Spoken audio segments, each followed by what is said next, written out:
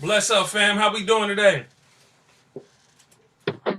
Yo, we in here. We in here Okay, with the odd God himself one more time. man. What's up, King Tut? How you doing, man? Look, I'm happy to be here, and we here for another week building. You know what I'm saying? I want to say I apologize. There was a little bit of confusion with the reading. I realized we had skipped a week, or excuse me, skipped over a week, and so I wanted to make sure we didn't skip any of that knowledge. So we did go back a few pages. But it's all good. You know, this information is worth the reading many times over. Um, so I don't know if some of you may have read it and didn't really realize it or what have you. But just wanted to put that out there. But yeah, I'm happy to be here. I see folks are still coming in. What's up, Joyous? What's up, Z? What's up with it? Hey, what's What's up, happening? Flo? What's up with it? See that fresh lining, man? I You see know you, what I'm King. saying? I see you, King. Yeah, Z hooked me up. Got me looking fresher than fresh. Hey, Um, I so gotta hook myself up. Shoot. Man, that'd be the ironic part, right? Hairdressers and hair Man, we take care of scientists. everybody before we do ourselves. Right, right. You might look at them and be like, "Oh, they don't do no hair. They don't never do their stuff." Meanwhile, they hooking everybody up. Zoop, zoop, zoop, zoop. Man, Don't judge a book by its cover, right? hey, man, I ain't even tripping, man. I look good regardless. Ooh, Ashe. That's right. Man, Keep to the Most shining, High. King. You said what? I said to the Most High. To the Most High. That's right. That's right. What's up, Natalie? I see you strolling in Hey, what's here. up? How you Hey, doing? How y'all hey, I'm been? doing I miss good. y'all. Yes, Miss you yes. too. Glad you're back. You took a little break, huh? Man, it was hard. Last week was just tough. Yeah. Yeah. Okay. Oh well, I'm glad you're here with us. Yeah. Um, so pay on Jackson Rising, right? I wanted to, we're still in chapter 4, still reading about the Jackson Kush plan, um, and this part was about alliance building, and I felt like that was a good place to start. You know, alliances are very important in our work. Um, you find that common ground and you hone in on that, and that's a good place to start any relationship on an individual level or on the organizational level. You know, that's how we start. You know, hey, you like this food? Oh man, it's raining outside. Like, I hate the rain. Like, whatever your small, we all have similarities, but then it grows right into, oh man, I don't like how the police is treating us. Yeah, I don't like it either. You know what I'm saying? Then Black Panthers are birthed, or sometimes it takes education, right? You know, all of these documentaries on food come out, and now there's a consensus on, oh, we shouldn't be eating so much meat. And I know it's not the whole nation that's on it, but there's a growing number of people that have been educated through these different films that have been put out. And there's a big shift. You go into these stores, you see cashew milks and you see cheese alternatives, and more vegetarian, and then of course these impossible meats and these different things aren't necessarily the healthiest. But point is, there's a market. They see the market because people are changing and shifting their taste because of even unspoken or spoken agreements. Um, oh, we want this. So when consumers speak, they listen. So it's the same thing with building movements, right? We figure out what we need, what we are in common on, and we try to focus on that. So that can go across any racial line, black to Latina. It can go from um, you know white to Native American. Like, maybe we find those. The earth is the main thing that we all share. I think that's always a good place to start. Like, if we can find ways to conserve and sustain and replenish the earth, I think we'd all be in a better place, or at least our children will be. So let's read this a little bit. Alliance building has been central to the operations of MXGM in Jackson. In many fundamental aspects, the roots of the Jackson People's Assembly rest with the principal alliance of black progressive organizations like Southern Echo, NAACP, Nation of Islam, ACLU, um, etc., assembled in the early 1990s to combat environmental racism, labor exploitation, and various aspects of institutional racism in Mississippi. Right? So those are some of the key things that they found allyship in back then in the 90s. Some of the key alliances were formed, we have formed or helped support over the last 20 plus years include Andre Jones Justice Committee, Concerned Citizen Alliance, Jackson Human Rights Coalition, Anti-Klan Coalition, Kwanzaa Coalition, Chokwe Lumumba Legal Support, and the list goes on. They got like 20 different organizations there. So imagine, like, this could be the seed of a string of collaborations right here. Everyone here is capable of starting their own uh, organization, movement, collective, and have a niche that they're focused on and have areas of collaboration or similarity with other folks in this group. And we could find ways to build and do some impactful things.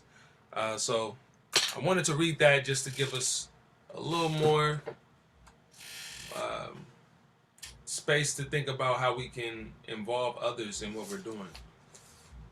So on page 79, part 2, deliberative cooperative economic development. Rosenberg starts off the chapter with saying, when the invincible force of cooperation met the immovable mountain of prejudice, fear, ignorance, and lack of self-confidence, the mountain melted into thin air. The invincible force forged ahead and is growing by leaps and bounds, and the red circle cooperative idea of 2 years ago is a reality today. Wow, the invincible force of cooperation, an immovable mountain of prejudice. Brother Tuss said bars. That's right, that's right. That is bars. You know, everything is is impossible until it's not, right? Like at one point, many things that we have now were considered impossible, um, or fiction, works of fiction, cell phones, computers, cars, social media, like so many things that we have. Like I'm sure in one form or another have been thought of, by someone, but by the majority of people,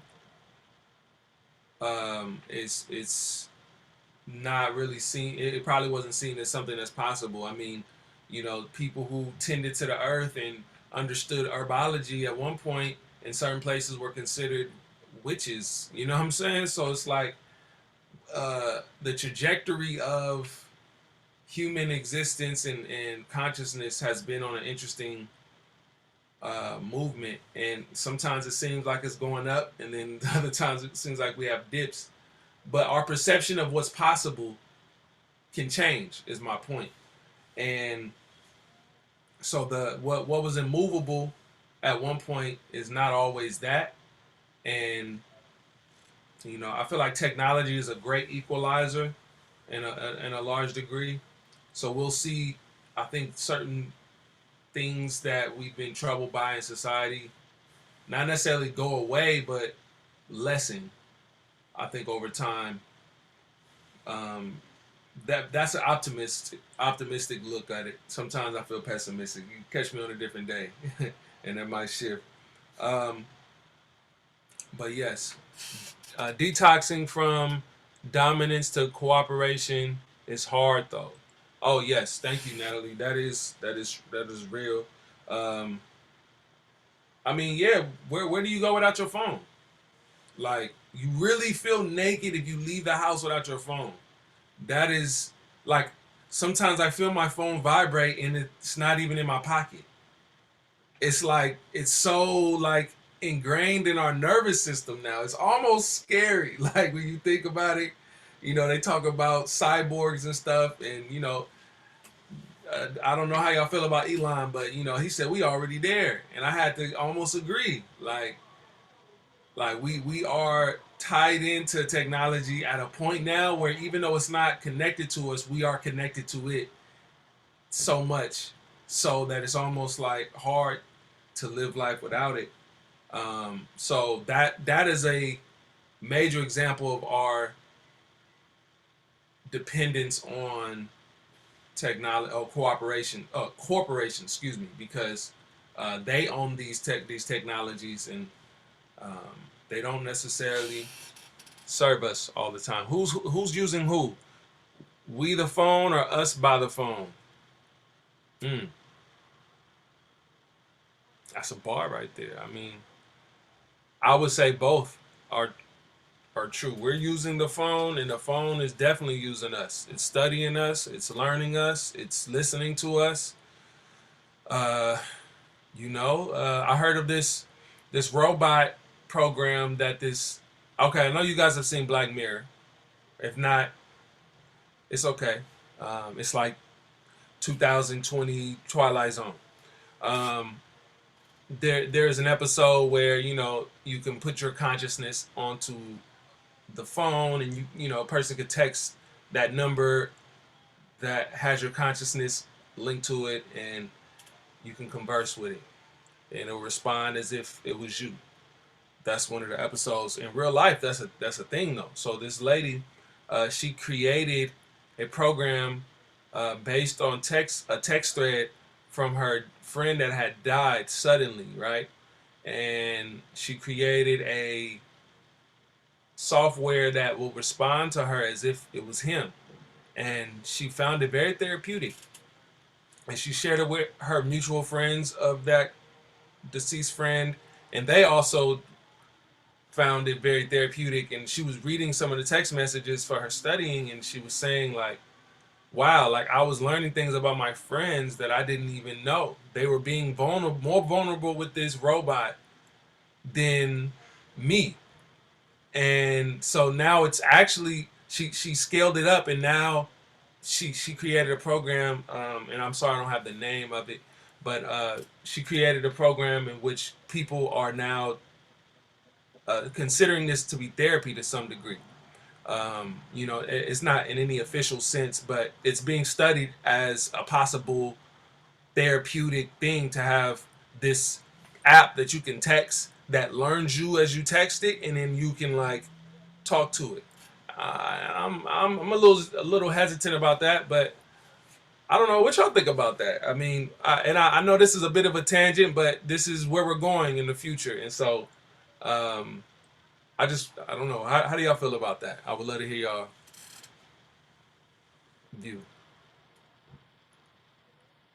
Business wise, that'll be perfect. You know what I'm saying? I mean, you could be in several places at multiple times for many different customers as far as responding on the phone or something like that. But as far as personal life, I'm more of I might as well just talk to the spirits if I want to do that. You know what I'm saying? Right, right. I'm thinking too, like all this technology is just drains on energy. So like it's might be fun technology, great innovation, may be helpful, but where are they getting the energy to power all of this? This is back into that extractive model where folks are just, sucking on the earth and just giving us some sense of like, oh, you got a new gadget, but really it's within the same paradigm of extraction. So, going back to nature, going back to speaking to people, it's just those are the basic skills we have to learn, I think. Yeah. Mm. Are we losing our ability to speak to each other? That's a deep one right there. Yeah. Joya said they're building a door into a man-made dimension. Yeah, Yeah, I think Wendy Carlos is working on something similar for her spouse. Wendy Carlos, I'm not familiar with who that is, Paula. She's a famous synth musician. Okay, okay. Yeah. But I worry, with these kind of tools, like if I pass away, my friends start talking to me and texting me and sharing more with me than they did when I was alive, I'd be upset. Right. Right. Like, where was that vulnerability when I was alive? Like, what was this friendship? You might question these things. Um, I think it does reveal something about human nature. Like, I mean, at the very least, we know that we want to be close to people, like intimacy, and just the smallest sense we yearn for. Tut says, without us, phones die. With us, it's in a cooperative, toxic experience with minimal benefits. Ooh, that's deep. I think there's some truth to that, brother, for real. That's fire. Can I say something? Of course. That's fire because I feel like everybody's input of everything is real. It's legit because it takes all of us to like figure out a problem. But and you feel me? I do my own work and my own research on my own time because I'm a barber, so you feel me. It's hot season right now, but and I feel like if we meet up, like personally, we could, like all of us, it'll be a better understanding. That's all I'm saying. And I feel like we should, the days we're not busy or Sunday, Sunday's more relaxed days. Go Sunday and Monday is like more chill day for me, kind of. But I feel like we all need to meet up and talk because we got some strong points and fire moves and we are all leaders and we're all intelligent. You feel me? If it makes this making sense? Oh yeah, it's making big sense. And, Okay, I cool. feel like you're emphasizing that physical, in-person connection is still important, even beyond. Yeah. Yeah, even while the digitalization of our world is growing and growing, human connection is important. Yeah. And Uh, I also I want to share, I will be hosting the next event we got going on. So right now I'm like putting brainstorming and working towards that. oh wow, okay. Yeah. So I've been like meditating and it's been in my mind because I'm hella excited for it. So I will let y'all know more about it this week as we on these calls. We're on these calls. I will let y'all partially. I'm not finna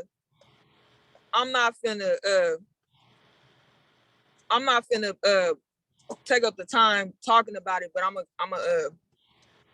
gonna keep y'all like posted every day on what's going on. So that my main focus right now is being at work, taking care of personal stuff for the event and everything gonna work. So it's something positive getting back to the hood. I'm telling all my family, folks, and friends about it. So, and I'm also telling everyone about the co-op. I told people in the barbershop. I told owner dude Tierney Allen. Bro got big bro. You feel me? He read. Hold on. He read Collective Courage. So you feel me? Motherfuckers is put on. Excuse my language. Mm-hmm. People see that. I posted on my IG. People see that. They like it. People ask me, other barbers, they be like, what you reading? My clients, what you reading? I'm like, hey, I ain't gonna lie, I'm trying to put y'all on. You feel me? So I've been putting in work outside of this. So don't think because I'm quiet and I'm not, you feel me? I'm doing my assignments. You feel me? I'm just working double time. I'm like doing extra shit. If that answered everybody's question. Mm-hmm. You're doing All your right. thing. I appreciate you speaking up, and I look forward to seeing you lead more and more. Like I love it. You have a great energy about you, Z. So we appreciate. Yeah, I've been quiet lately because I've been wanting to peek. I don't want to hog. I don't want to take over. So My fire is I'm having everything. All my fire is, you feel me? I'm keeping it in. So some like a cannonball, some explode, or anger, you hold it in, or joy. You sometimes, you feel me, you gotta lay back. So you gotta give everybody else a chance. Team player.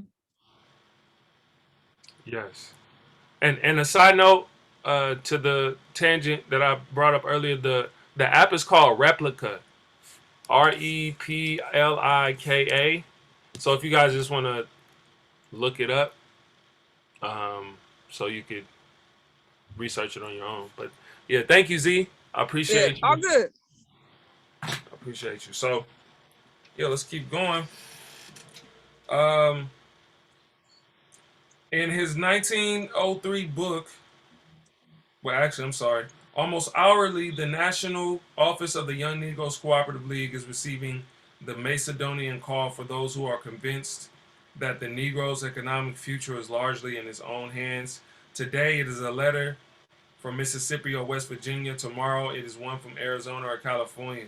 But whether it is from north, south, east, or west, the substance is the same.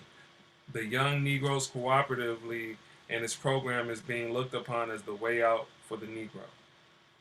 Okay, so that's how Baker felt about YNCL.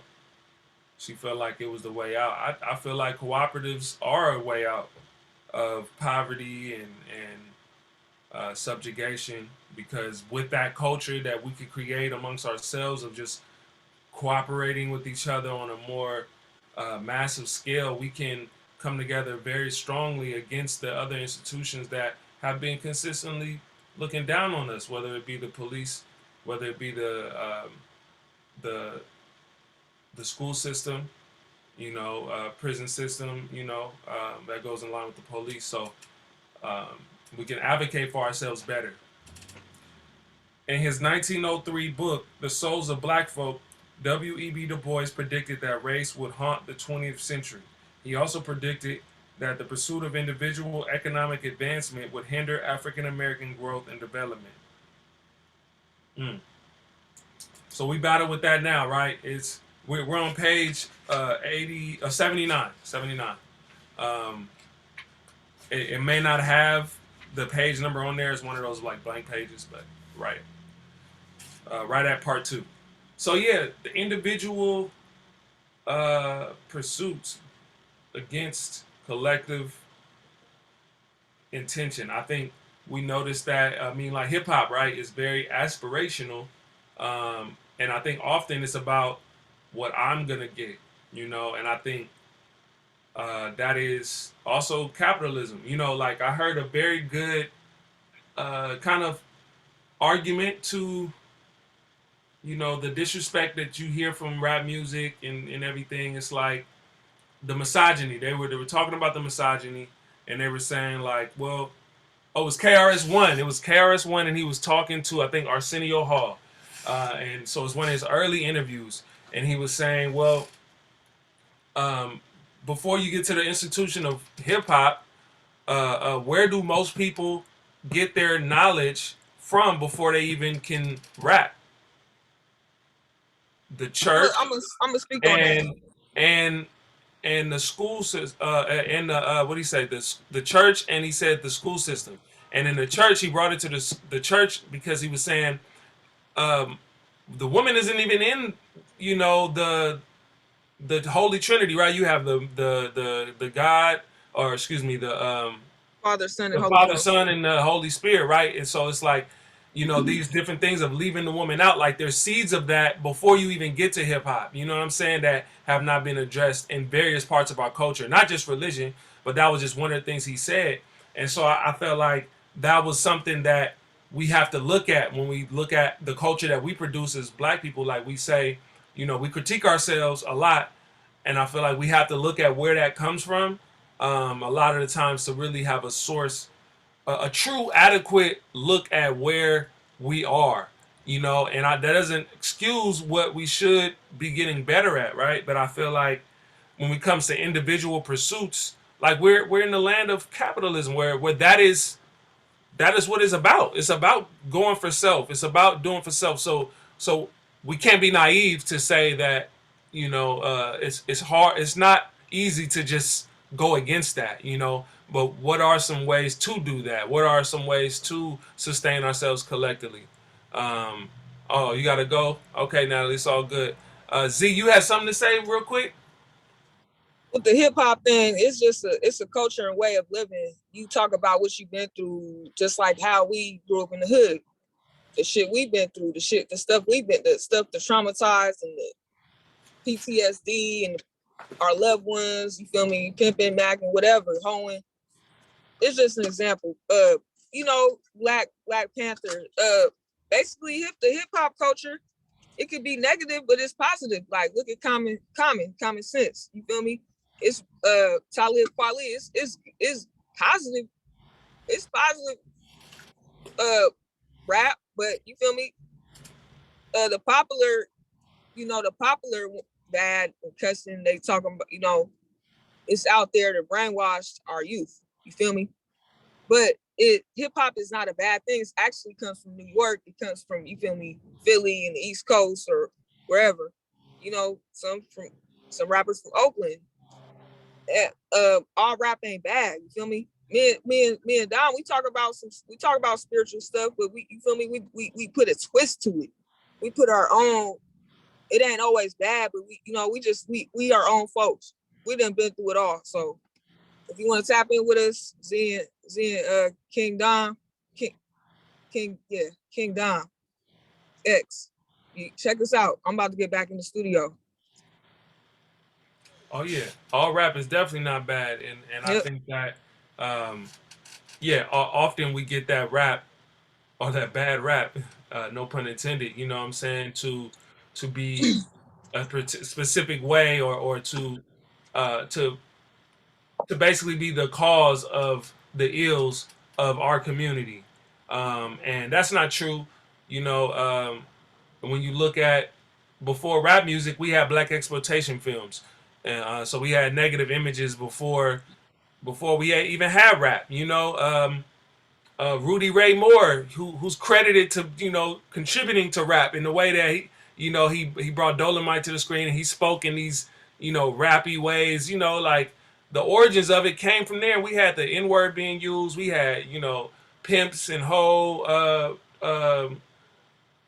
Us being viewed in that way, and being a hedonist, going after what our urges were that weren't necessarily positive, the lowest of our urges, the money, the the lust. And so I feel like it's not just rap music, right? It's like these are things that actually are promoted and actually put are beneficial to certain people, or certain parts of our system. I feel like us following in the footsteps of these negative images promotes us going into prison, promotes, us being slaves to our dollar, right? Because our money is going to places that deplete us rather than replenishes us. Sorry, Kyle, I didn't want to talk too long before you got to say something. I just want to finish my thought.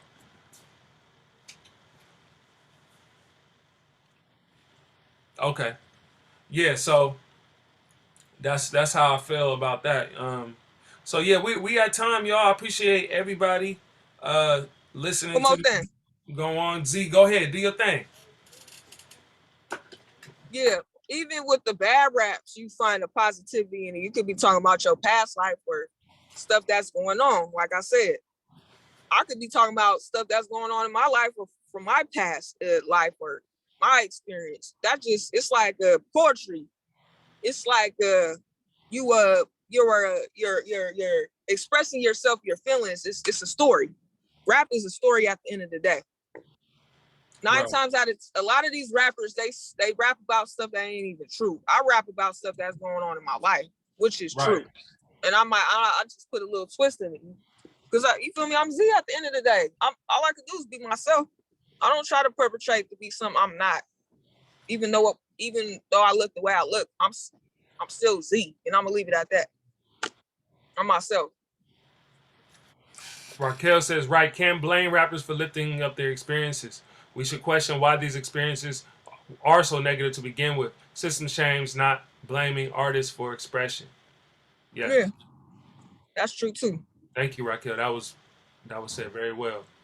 Um, so I have my own nuance. I feel like we always have to go back to the source, but we can never go and forget our personal responsibility. So, we learn from the source of where our issues come from, but it's still on us to make that shift. You know what I'm saying?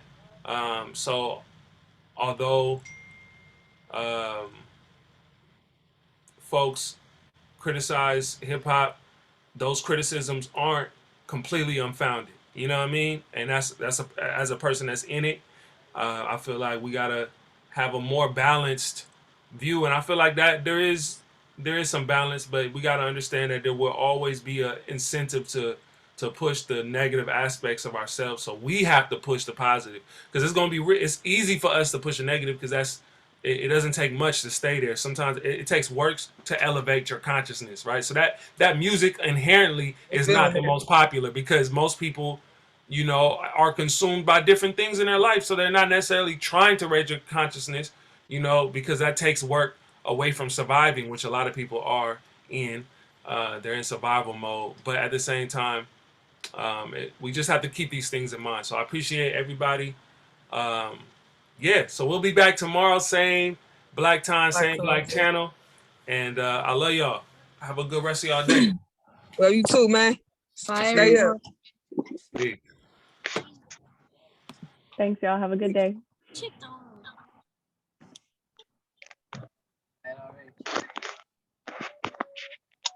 This thing ain't letting me go off, man. Come on, man.